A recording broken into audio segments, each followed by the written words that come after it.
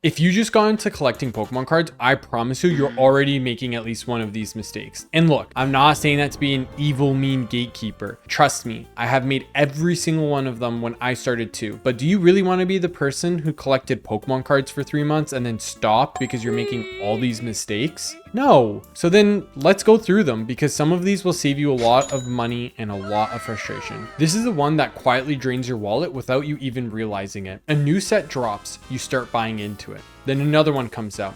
And then suddenly you're splitting your attention and your budget across 3 different sets at the same time. And what are you left with? Random cards from everywhere and a complete set from nowhere. Pokemon releases sets fast. Trust me, it's not just you. If you try to keep up with all of it at once as a new collector, you will burn out. It's just too much. When I got back into the hobby, I started with the goal of doing a Phantasmal Flames Master set. But then the next set came out and I thought, oh wait, I need that too. Eventually I learned that I should just stick to the sets I want and that I can always get the other sets later. So if you're just starting out, pick one set or one goal and start there. You can always expand later, but trying to chase everything right out of the gate is how people end up spending hundreds of dollars and feeling like they have nothing to show for it. A card is a card, right?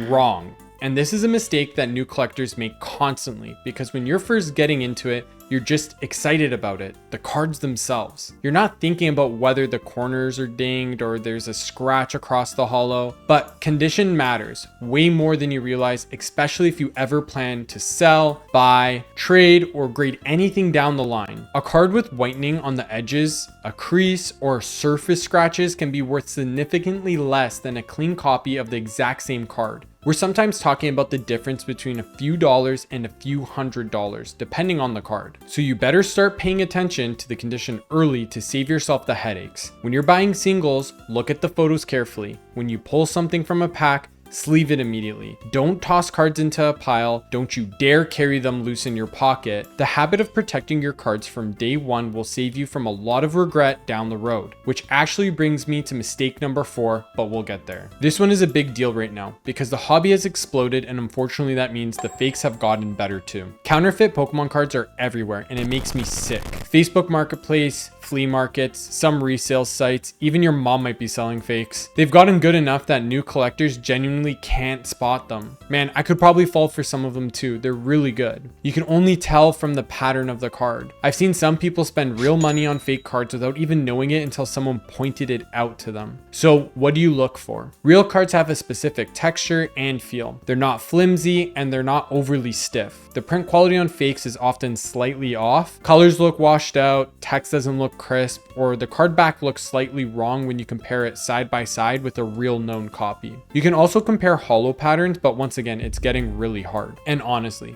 the biggest rule is this: if a deal looks too good to be true, it is. A PSA 10 Charizard for $50 at a flea market is not a hidden gem. It's a fake. Buy from reputable sellers, check feedback, and when in doubt, don't. Also, this is not a guide on spotting fakes, just one of the mistakes that you can be making and that you should look out for. So please do not come after me for this. Now, if you think that a fake is terrible, let me tell you this. 98% of you are not subscribed. If you enjoy the content I make, please like and subscribe. I'm pushing towards 10K, and when we hit it, I'm doing something big for the channel. Anyways, all right, back to the mistakes. Okay, so I brushed on this one already, but you'd be shocked how many collectors are still storing their cards in ways that are slowly destroying them. This is including people who have been in the hobby for a while. I'm talking about loose in a box, stacked without sleeves, in a binder that scratches the surface every time you open it. It adds up over time and you don't notice it until the damage is already done. The basics are simple and cheap. Penny sleeve, penny sleeve, penny sleeve. I penny sleeve everything. They almost cost nothing and they protect the cards from surface scratches immediately after a pull. For anything you actually care about, go the step further and combo a penny sleeve inside a top loader or a card saver. If you're building a binder, use side loading pages, not top loading ones, because top loaders let cards slide around and bang against each other and they can even fall out of the binder. And keep your collection somewhere stable. Extreme heat, humidity, and direct sunlight are all enemies of cards. A lot of people find this out the hard way after leaving a binder in a hot car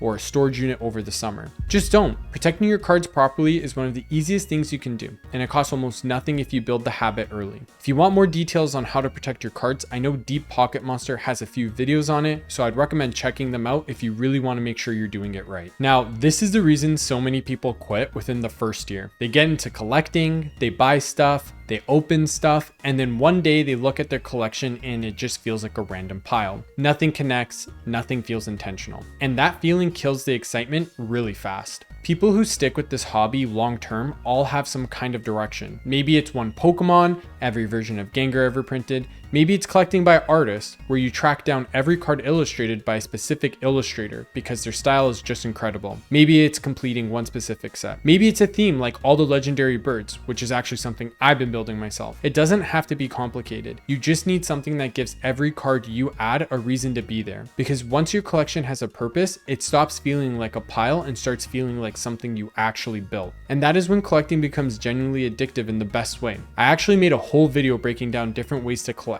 If you want more ideas, I'll link it at the end. Last one, and this might be the most avoidable mistake on the entire list. New collectors get burned on this constantly. They see a card at a local card show or on Facebook Marketplace or even a garage sale, and they think it looks valuable. So then they buy it, and then they look it up later and find out that they paid 3 times what it's actually worth. Or on the flip side, they trade away something or sell it for way less than market value because they didn't know. I've seen both happen and it really hurts. I myself have also had this happen when I got back into collecting. I was so excited to find a vendor with bulk because I was building my Charizard deck, and I spent so much time filtering through all their bulk getting the cards I really needed. By the end, I had a feeling the price was off, but didn't think much about it till later. After that day, I learned an important lesson, and please don't let this happen to you. This is such a simple fix. Just before you buy or sell anything, check the recently sold listing on eBay, TCG Player, or your preferred selling site. Not the asking price, the actual sold price. That tells you what people are genuinely paying right now. It takes 30 seconds and it will save you from so many bad deals. Make that a habit for your very first purchase and you're already way ahead of most new people.